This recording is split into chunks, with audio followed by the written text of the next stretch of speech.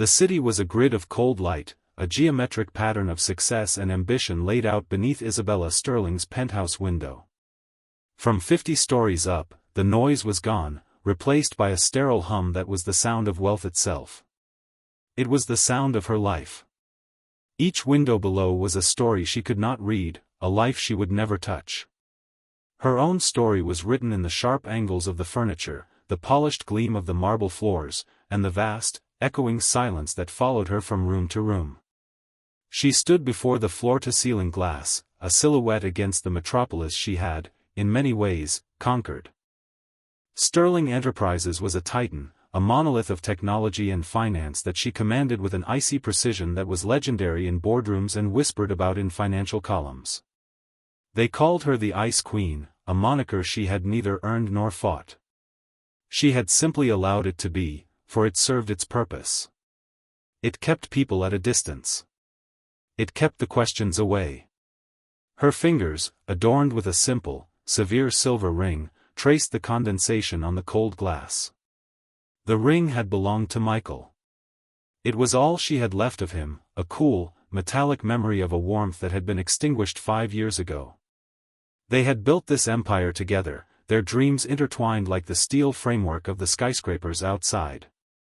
His laughter had once filled these rooms, a vibrant sound that had painted color into the monochrome luxury. Then came the screech of tires, the brutal silence of a phone call in the middle of the night, and the world had cracked.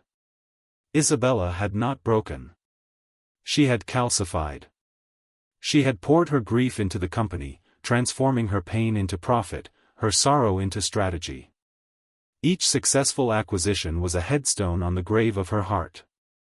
Each billion added to the company's value was another layer of ice around the hollow space where her soul used to be. The penthouse was not a home, it was a mausoleum. The city lights were not beautiful, they were just distant, burning fires that gave no warmth. Tonight, the loneliness was a physical presence. It was a cold draft that the state-of-the-art climate control could not banish. She had everything a person could desire and nothing she truly wanted. The silence was her closest companion, a constant reminder of all that was lost. She turned from the window, her reflection a fleeting ghost in the glass, and walked through the cavernous space, the soft click of her heels the only sound to challenge the profound quiet. Miles away, in a world that might as well have been another planet, Leo Vance felt the cold in a different way. It seeped through the thin soles of his worn shoes and settled into his bones. His world was not one of silent, sterile vistas, but of cracked pavement and the grimy, intimate reality of the city streets. He worked at the Daily Grind, a small cafe tucked between a laundromat and a pawn shop, its name a piece of weary irony that its patrons understood all too well. Leo was a purveyor of small warmth in a world that was often frigid. He knew the regulars by name, knew whose grandmother was ill, whose son had just lost a tooth. He knew that Mr. Henderson liked his coffee black and bitter, a mirror to his view on life, and that Maria, a student from the nearby community college, needed the extra shot of espresso to get through her night classes. These were not transactions to him. They were connections, tiny threads of community woven together over the steam of an espresso machine. His own life was a careful balancing act. The meager earnings from the cafe, supplemented by a weekend stocking job, were stretched thin. Most of it went to a small nursing home 3 states away, where his mother was cared for with a quiet dignity he was determined to maintain for her. He lived in a room that was little more than a closet with a window, its view a brick wall. But it was his. In it, he had a hot plate, a kettle, and a small stack of books with cracked spines. It was enough. He found his wealth not in a bank account, but in a shared smile with a weary customer, in the fragrant steam of brewing coffee, in the quiet moment after closing when he would sit with his own cup of tea and watch the world hurry by outside the cafe window. He saw the struggle in the faces that passed, the fatigue in their shoulders, but he also saw the resilience. He saw life, raw and unpolished, and he felt a part of it. He was not looking down on it from a glass tower. He was in it, breathing its air, feeling its pulse. Tonight, as he wiped down the last of the counters, the wind rattled the front door of the cafe, a desperate, howling sound. The forecast had promised a bitter plunge in temperature, and for once, it had delivered. He thought of the homeless man, Thomas, who sometimes slept in the alleyway behind the shop.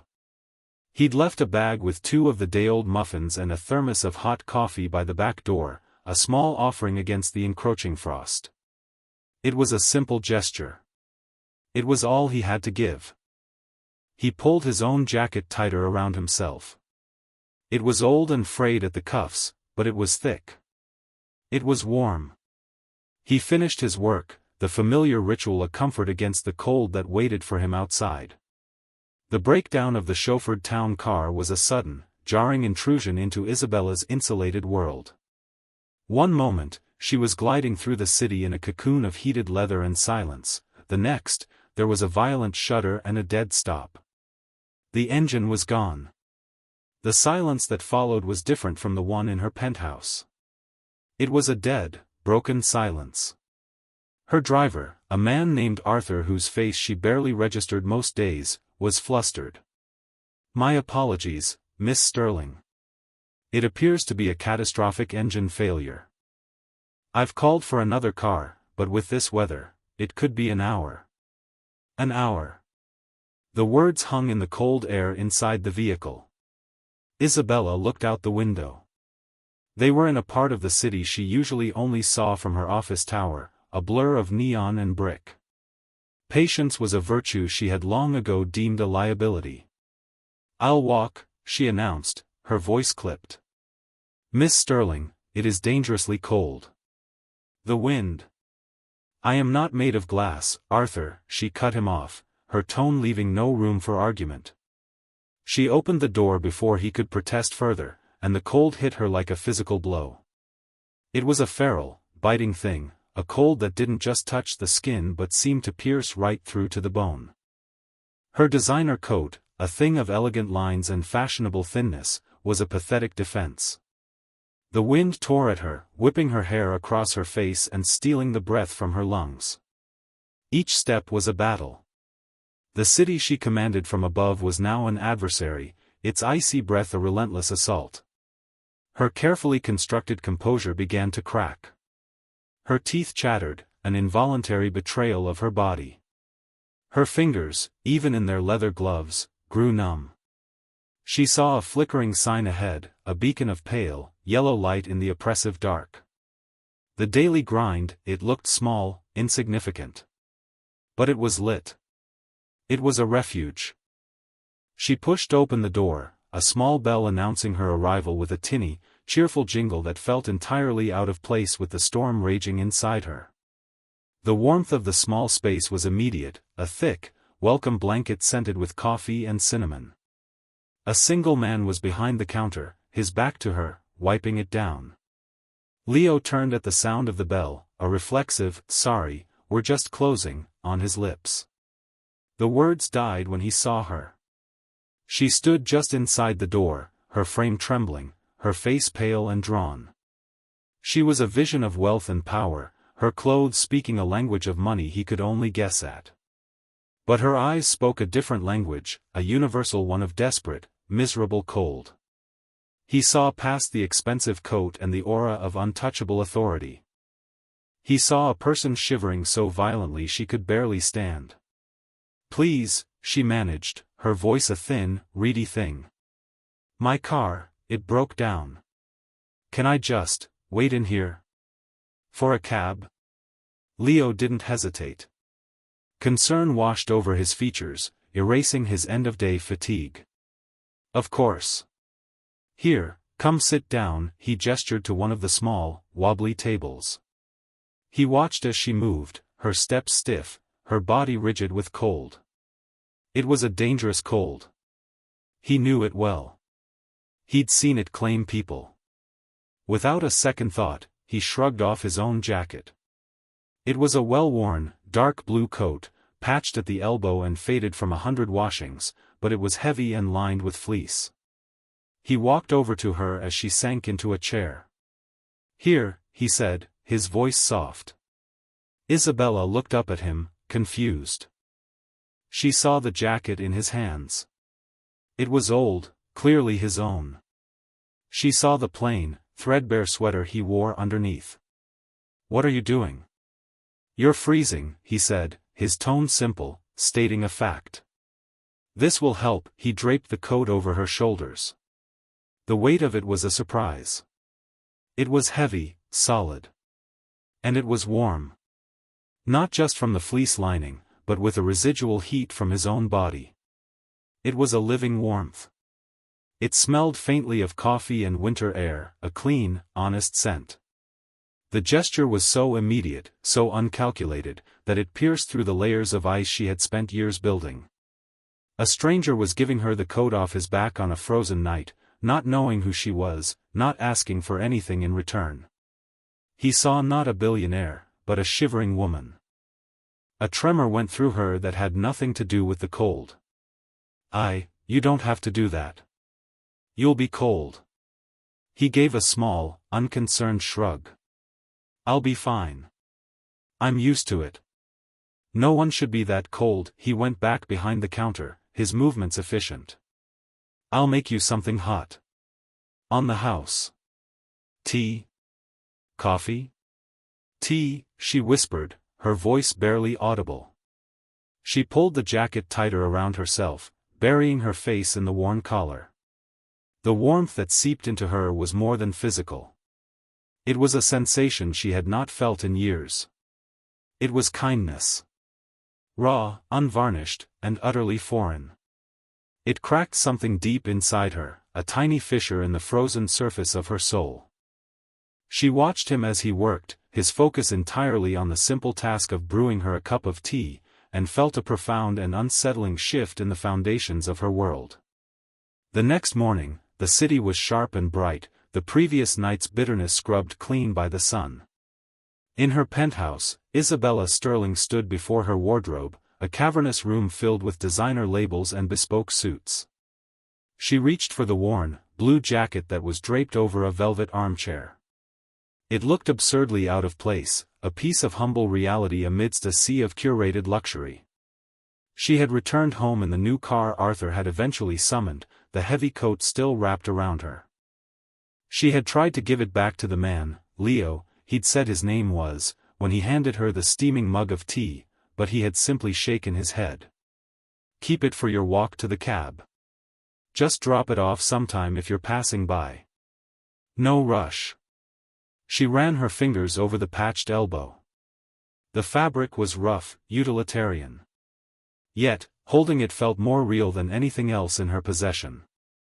The warmth had lingered long after she'd left the small cafe, a gentle heat that had nothing to do with temperature. It was the memory of a selfless act, a moment of pure, human connection that had shattered the profound isolation of her existence. She couldn't shake the image of his face, the open concern in his eyes. He had not been intimidated by her expensive clothes or her air of command. He had not been sycophantic. He had simply seen a person in need and acted. In her world, every action was a transaction, every gesture a calculated move on a corporate chessboard. His kindness had been an anomaly, a variable she could not compute. And it fascinated her. "Catherine," she spoke into her intercom, her voice crisp and decisive. Her assistant's voice responded instantly, disembodied and efficient. "Yes, Miss Sterling. I have a task for you. I need you to find someone. His name is Leo Vance. He works at a cafe called The Daily Grind." She gave the address. "I want to know everything. But be discreet. I do not want him to know he's being investigated." Of course, Miss Sterling, there was no curiosity in Catherine's voice, only compliance. By midday, a sleek, digital file lay open on Isabella's desk. It was a portrait of a life lived on the margins. Leo Vance, 32 years old, no criminal record, no significant assets. He worked 60 hours a week between the cafe and a warehouse. The file detailed his meager bank account, the wire transfer sent like clockwork to the Northwood Elderly Care Facility, and the address of his tiny, rented room. It was a life of struggle, of scraping by, of shouldering responsibilities that were not his own. The file painted a picture of a man with nothing. Yet, Isabella knew it was wrong. The man she had met last night was not a man with nothing. He possessed a wealth she couldn't quantify on a spreadsheet, a richness of spirit that made her own billion-dollar empire feel like a pile of cold stones. The file was a collection of facts, but the truth of the man was in the warmth of the coat he had given away. She made a decision. This was not something she could delegate. She closed the file. She would return the coat herself. Later that afternoon, Isabella pushed open the door to the daily grind for the second time. The little bell chimed. The cafe was busier now, a gentle hum of conversation filling the air. Leo was behind the counter, a clean apron tied around his waist, a focused look on his face as he worked the espresso machine. He moved with an easy grace, a quiet competence. He looked up and saw her. A flicker of recognition crossed his face, followed by a faint, genuine smile. "You came back." "I said I would," she replied, holding out the folded blue jacket. "Thank you. For this. And for the tea." "It was nothing," he said, taking the coat and draping it over a hook.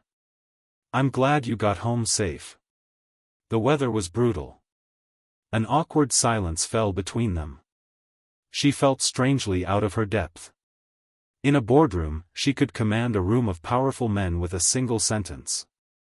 Here, in this humble cafe, facing this unassuming man, she felt clumsy. She reached into her handbag and pulled out an envelope. It was thick with cash. $10,000. A meaningless sum to her, a life-altering one for him, according to the file. "This is for you," she said, placing it on the counter. "For your trouble. And your kindness." Leo looked at the envelope. Then he looked at her. His smile faded, replaced by something else. It wasn't anger. It was a quiet, profound disappointment. He gently pushed the envelope back toward her. "I can't accept that," he said, his voice soft but firm. Isabella was taken aback. "Why not?" "Please, I insist." "Because it wasn't a transaction," he explained, his gaze steady. "I didn't give you my coat because I expected to be paid for it. I did it because you were cold. Kindness isn't for sale, miss." His words struck her more powerfully than the icy wind had the night before. Kindness isn't for sale. It was a principle so simple, so fundamental, that her own world had completely lost sight of it. She felt a flush of shame. She had tried to cheapen his gesture, to reduce it to a line item on a ledger, the only way she knew how to interact with the world. "I'm sorry," she said, and she meant it. "I didn't mean to offend you." He seemed to see the sincerity in her apology. The gentle look returned to his eyes. "It's okay. You seemed like you needed to hear it." She saw her opening. She had come with a purpose beyond just returning the coat. She had come with an offer, a new strategy. "My name is Isabella Sterling." She watched for a reaction, but her name, a name that made markets tremble, seemed to mean nothing to him. "I run a company. We have a philanthropic branch, a foundation. It's been mismanaged. Ineffective. It has money, but no heart. I'm restructuring it. I need someone to run a new outreach program. Someone who understands people. Someone with integrity." She held his gaze, laying her cards on the table. "I want to offer you the job." Leo stared at her, stunned into silence. He looked around his little cafe, at the familiar faces and the worn-out tables. This was his world. She was offering him a door into hers, a world of unimaginable scale and resources. He was just a barista, a man who made coffee and tried to be decent. "Me?" he finally said, a note of disbelief in his voice. "Why me? You don't know anything about me." "I know you gave your coat to a stranger on the coldest night of the year," Isabella replied, her voice low and certain. "That's all I need to know." The offer was a test, a way to keep this remarkable man in her orbit, to study him. But as she said the words, she realized it was more than that. It was a desperate, hopeful gamble. A gamble that the warmth she had felt from his simple act of kindness could somehow be infused into the cold, empty shell of her own life. Leo's acceptance of the job was hesitant, conditional. He agreed to a 1-month trial, a trial he seemed to think was more for her benefit than his. "I don't know anything about running a foundation, Miss Sterling," he had said, his brow furrowed with genuine concern. "Call me Isabella," she had insisted. "And I don't need an expert in bureaucracy. I need an expert in humanity. I'll handle the paperwork. You just show me where the help is needed." And so, their strange partnership began. Isabella's world of glass towers and quarterly reports collided with Leo's world of soup kitchens and community shelters. She would pick him up in the morning, her sleek, silent car a stark contrast to the gritty neighborhoods he directed her to. For the first time, Isabella was not observing poverty from a statistical report, she was breathing it in. She watched as Leo moved through these spaces with an innate grace. He wasn't a wealthy benefactor bestowing charity, he was a neighbor lending a hand. He spoke to the men and women at the shelter not with pity, but with respect. He knew their names, listened to their stories, and offered not just a hot meal, but a moment of genuine human connection. He had a way of seeing the person, not their circumstance. One afternoon, they were at a small community center, helping to sort through donated clothes. The place was underfunded, the paint peeling, but it was filled with the vibrant energy of people trying to make a difference. Isabella found herself standing beside Leo, folding children's sweaters. Her hands, usually occupied with signing million-dollar contracts, felt clumsy and foreign performing this simple task. "You look like you're defusing a bomb," Leo said, a gentle tease in his voice. He showed her how to fold the sweater into a neat, small square. His hands brushed against hers for a moment, and an unexpected jolt, a current of simple warmth, passed through her. "My talents lie elsewhere," she replied, her voice a little stiff. "Everyone's talents lie everywhere," he said, not looking up from his work. "We just get told to only focus on the ones that make money." His simple statements were like pebbles tossed into the still, frozen lake of her existence, the ripples spreading out in unexpected ways. He never preached, never judged. He simply offered his perspective, a viewpoint so fundamentally different from her own that it constantly unsettled and intrigued her. She began to see the city through his eyes. It was no longer a map of assets and liabilities. It was a tapestry of lives, of struggle and hope. He showed her the small park where he'd take his lunch, the public library where he'd read for hours on his day off. These were his luxuries, and she found more peace in them than in any of her 5-star resorts. One evening, after a long day visiting a halfway house, they sat in her car, the engine idling quietly.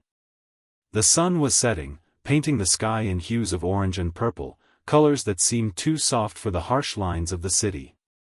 "Why do you do it, Leo?" she asked, the question emerging from a place of genuine curiosity. "You work so hard, for so little. You send most of your money away. You live so, simply. Why?" Leo was quiet for a moment, watching the last sliver of sun disappear behind a skyscraper. "My mother," he began, his voice soft. "She was a nurse. She spent her entire life taking care of other people. She always said that the only thing you truly own in this world is what you give away. Your kindness, your time, your compassion. Everything else is just rented." He turned to look at her, his gaze direct and clear. "She has Alzheimer's now. She doesn't always remember me. But she deserves to be comfortable. She deserves to have the same care and dignity she gave everyone else. So, I do what I can. It's not a burden. It's a privilege." His words hung in the silence of the car. Isabella felt a familiar ache in her chest, the ghost of her own grief. But this time, it was different. His story was not about loss, but about love. A quiet, enduring, active love. The impulse to share her own story was sudden and overwhelming.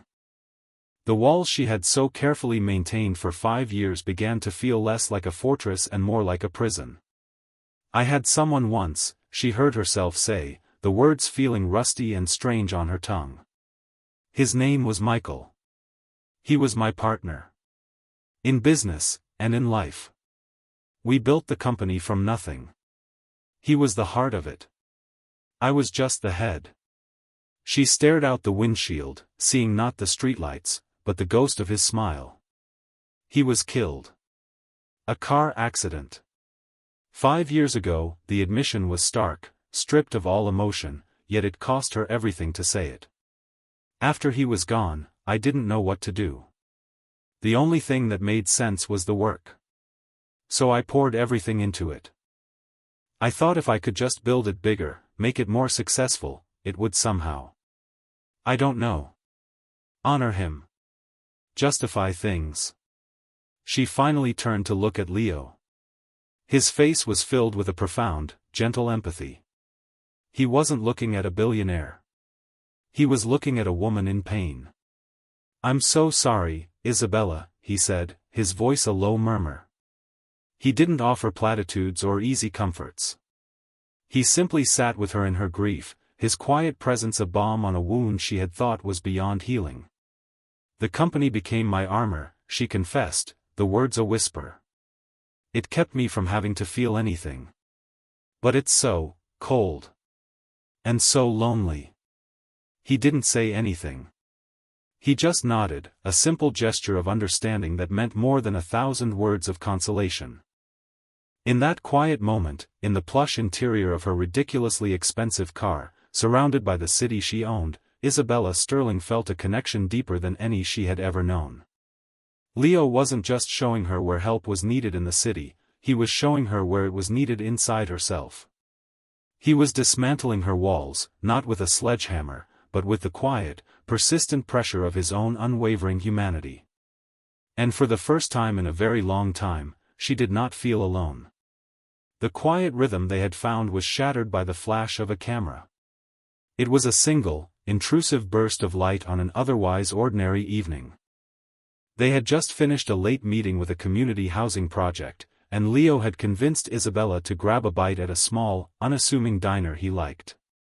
It was a place with checkered floors and vinyl booths, the antithesis of her usual fine dining haunts. She had been laughing, a genuine, unforced laugh at a story he was telling about a particularly stubborn stray cat. In that moment, she was not Isabella Sterling, the Ice Queen CEO. She was just Isabella, a woman sharing a simple meal with a man whose company she had come to cherish. The flash captured that moment, freezing it in time, her guard down, a soft smile on her face, leaning slightly toward him across the table. The next morning, the photo was everywhere. It was plastered across the front page of the city's most ruthless tabloid, the image grainy and blown up. The headline was a masterpiece of cruel insinuation: ICE Queen's new charity case, billionaire Isabella Sterling dines with her latest pet project. The story was venomous. It painted Leo as a cunning opportunist, a handsome pauper who had cleverly wormed his way into the affections of a lonely, powerful woman. It hinted that the foundation job was a sham, a cover for a more personal arrangement. It portrayed Isabella as a fool at best, a predator at worst, using her immense wealth to purchase companionship. Every line was designed to twist their connection into something sordid and transactional. Isabella's office, usually a sanctuary of calm control, felt like the center of a hurricane. The phones rang incessantly. Her board of directors, a cadre of old-money patriarchs who already viewed her with a mixture of fear and disapproval, was demanding an emergency meeting. Her public relations team was in a panic. The narrative was out of their control. But her first thought was not for the company, not for the board, not even for her own reputation. It was for Leo. She knew what this would do to him. His integrity, his quiet dignity, it was the very core of who he was. This article had taken that and shredded it for public consumption. She found him at the community center, where he had insisted on going despite the unfolding storm. He was surrounded by reporters, a pack of wolves sensing blood. They shouted questions at him, shoving microphones in his face. "Mr. Vance, is it true you're living off Miss Sterling? What's the nature of your relationship? Are you in love with her money?" Leo's face was a pale mask of shock and humiliation. He was trying to push past them, his hands held up as if to ward off physical blows. Isabella's security team moved in, creating a path for him, and she pulled him into the relative quiet of a back office. He wouldn't look at her. He stood by a grimy window, staring out at the brick wall, his shoulders slumped in defeat. The easy warmth that always radiated from him was gone, replaced by a cold, brittle anger. "I knew this would happen," he said, his voice flat and devoid of emotion. "I knew it was a mistake." "Leo, don't," she pleaded, stepping toward him. "This is not your fault. It's a lie. We know what the truth is." He finally turned to look at her, and the look in his eyes made her flinch. It was filled with a hurt so deep it looked like betrayal. "Do we? What is the truth, Isabella?" "The truth is, I'm the guy who works in a coffee shop, and you're the billionaire who owns the building it's in. The truth is, your world and my world were never meant to touch. When they do, my world gets burned." "That's not true." "Isn't it?" He cut her off, a bitter laugh escaping his lips. "Look at me. They're calling me a gold digger. A pet project. Everything I am, everything I believe in, it's been twisted into this ugly caricature. The foundation, the work we've been doing, it's all tainted now. Because of me. It's tainted because of them, because of their poison," she retorted, her voice rising with a desperate frustration. "It doesn't matter. This is your world, Isabella. This is the price of being near you." He shook his head, a look of finality settling on his face. "I can't do it. I won't. My dignity is the only thing I have ever truly owned. I will not let them take it from me." He walked over to the small desk and picked up a piece of paper. It was a letter of resignation. He had already written it. He placed it on the desk between them. "I'm grateful for the opportunity," he said, his voice now formal and distant, the warmth completely extinguished. "But I can no longer work for the foundation." A chasm opened up between them, wide and terrifying. Isabella felt a familiar cold creeping back into her veins, the old, defensive ice. She wanted to scream, to tell him he was a coward for running, to tell him they could fight this together. But the words wouldn't come. Her old habits, her armor of detachment, were too strong. She had never learned how to fight for someone. She only knew how to cut her losses. So she just stood there, silent, as he turned and walked away. The door clicked shut behind him, the sound echoing in the sudden, deafening quiet. He was gone. The warmth was gone. And the crushing, familiar silence of her life rushed back in to fill the void he had left behind. She was alone again, the Ice Queen back on her throne, in a kingdom that had never felt so empty. The silence in the penthouse was no longer a passive void. It was an active, aggressive presence. It was filled with the echo of a closing door, the memory of a warm laugh, the ghost of a shared, simple meal. Every polished surface reflected Isabella's solitude back at her. The city lights outside seemed to mock her, a glittering spectacle of a world she could own but never truly join. For 2 days, she retreated into her old self. She was ruthless in her board meeting, silencing the panicked directors with cold logic and threats veiled as strategy. She was a machine of efficiency, burying herself in market analyses and financial projections. She tried to rebuild her walls, to refreeze the cracks that Leo had melted. But the ice was thinner now.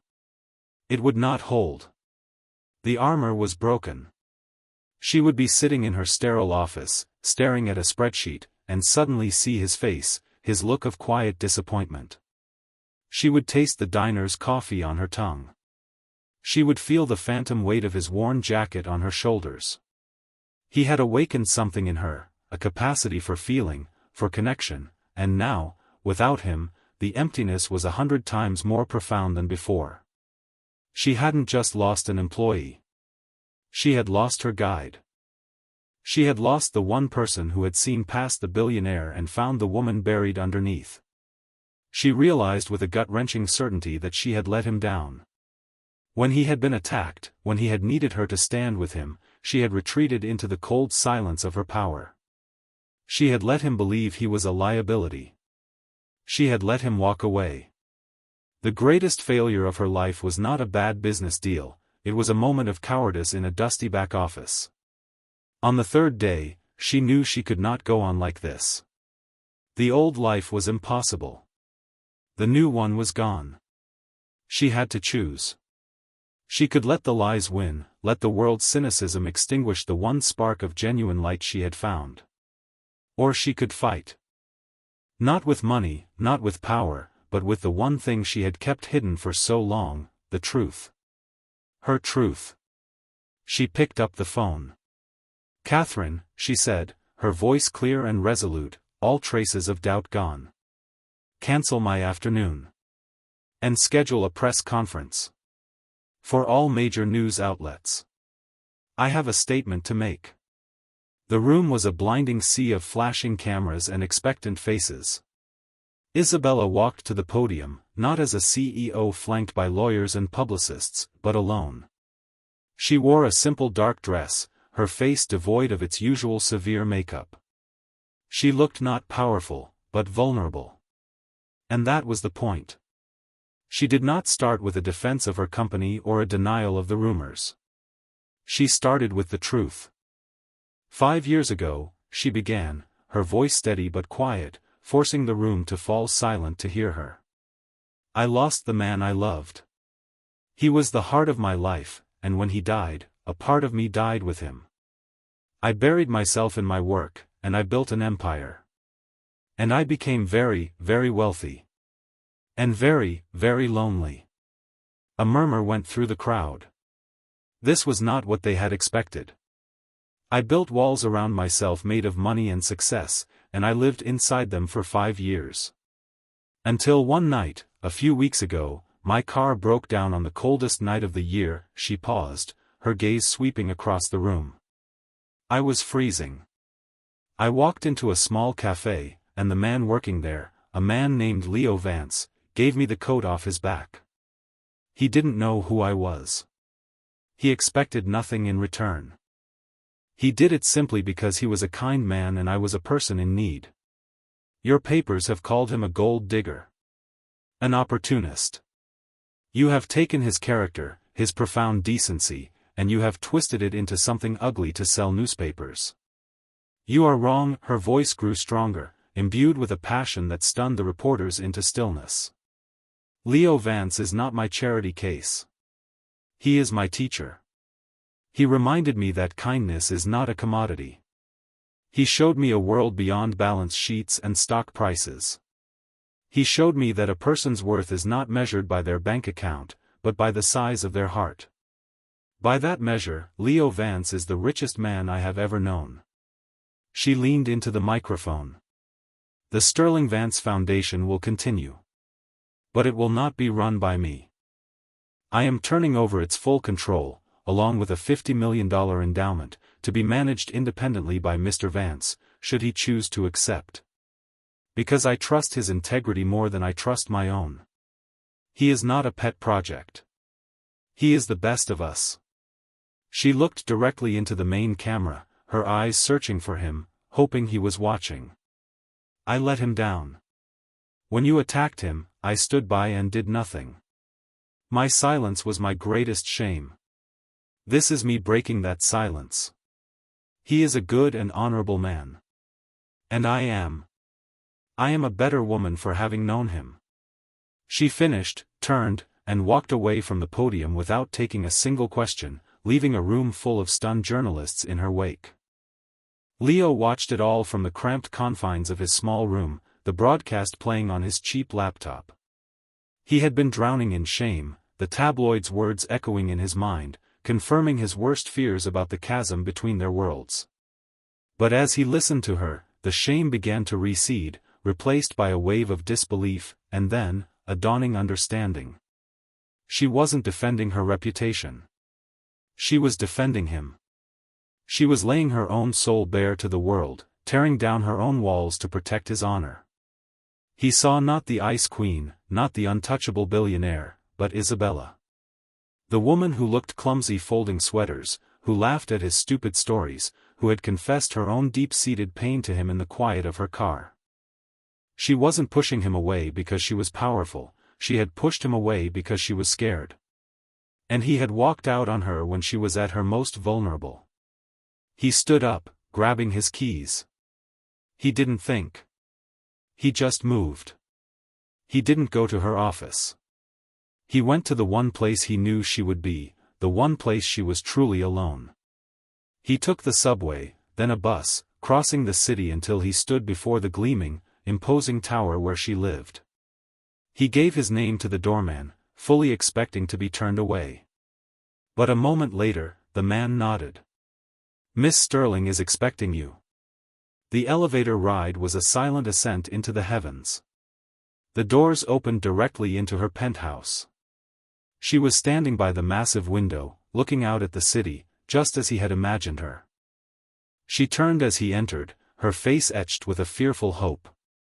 He walked toward her, the space between them charged with everything unsaid. "I saw you," he said, his voice thick with emotion. "On the television. I saw you." "Leo," she whispered, her composure finally crumbling. "I am so sorry. I should have fought for you. I didn't know how." He closed the remaining distance between them, taking her hands in his. They were cold. "And I'm sorry I ran," he said, his gaze intense. "I thought I was protecting myself. But I was just leaving you alone to face the storm. I should have trusted you." "It's my world that did this," she said, her eyes glistening. "No," he corrected her gently. "It's our world now. If you'll have me." A single tear traced a path down her cheek. "There is nothing I want more." He raised a hand and gently wiped the tear away, his touch as warm and as real as his coat had been on that first frozen night. The storm outside and the storm within had passed. And in the quiet aftermath, standing together high above the city, they were no longer a billionaire and a barista. They were just two people who had found each other in the cold, ready to build a new world together, a world built not on wealth or on poverty, but on the unshakable foundation of kindness and trust. 1 year later, the city was settling into the familiar chill of late autumn. The Sterling Vance Foundation was a resounding success, a beacon of practical compassion in the city. Under Leo's guidance, it was lean, effective, and deeply connected to the communities it served. It funded shelters, started job training programs, and ensured that dozens of small, vital community centers kept their lights on. Leo had accepted the position, but only on the condition that Isabella served as co-chair.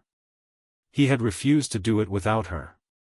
Isabella, for her part, had transformed. The Ice Queen was gone, melted away to reveal a leader who led with empathy as well as intellect. Sterling Enterprises began to innovate in corporate responsibility, creating programs that were profitable but also ethical, prioritizing people and the planet. She had found a new purpose, a way to use her power not as armor, but as a tool for genuine change. Her laughter was heard more often in the hallways, a sound of warmth that had trickled down from the top. Tonight, however, they were not in a boardroom or at a charity gala. They stood on a familiar street corner, the air crisp and carrying the first hint of winter. The little shop with the sign, "The Daily Grind," was dark. A new sign was being installed above it, its letters glowing softly in the twilight, "The Grind and Grace Kitchen." Isabella had bought the cafe. Together, they had turned it into a new kind of space, a pay-what-you-can community kitchen. During the day, it was a normal cafe, but in the evenings, it served hot, dignified meals to anyone who needed one, no questions asked. It was the perfect fusion of their two worlds. Leo slipped his arm around Isabella's shoulders, pulling her close. She leaned her head against his shoulder, a gesture of comfortable intimacy that was now second nature. They stood in silence for a moment, watching a few early patrons go inside, drawn by the light and the promise of warmth. "It feels right, doesn't it?" she said softly, her breath a small white cloud in the air. "It feels like home," he replied, his voice filled with a quiet contentment. He looked down at her, at the woman he loved, the woman who had learned to be vulnerable, just as he had learned to be strong in a new way. He thought back to that first night, to the shivering stranger in a designer coat. He had offered her his jacket to warm her from the cold. He never could have imagined that she, in turn, would offer him her world, and that together, they would build a new one, a place warm enough for everyone. The wind picked up, a familiar, biting gust, but wrapped in each other's arms, they didn't feel it at all.